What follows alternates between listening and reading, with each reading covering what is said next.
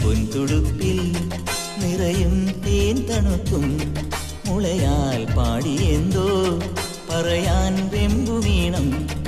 മൺവഴികളിൽ മണം തന്നിടറിയ മഴ പൊൻവയലിലെ വെയിൽ മഞ്ഞലകളുമായി തൻ തണുകൊടു നിലാവൻ എഴുതിയ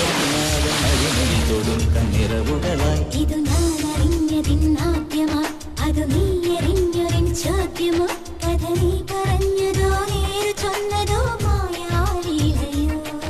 ഒരു കാതിലോല ഞാൻ കണ്ടീല തിരുതാളി വെച്ചതും കണ്ടീല കളവാണിയാം കിളിയെ ഓർത്തീല അകലേ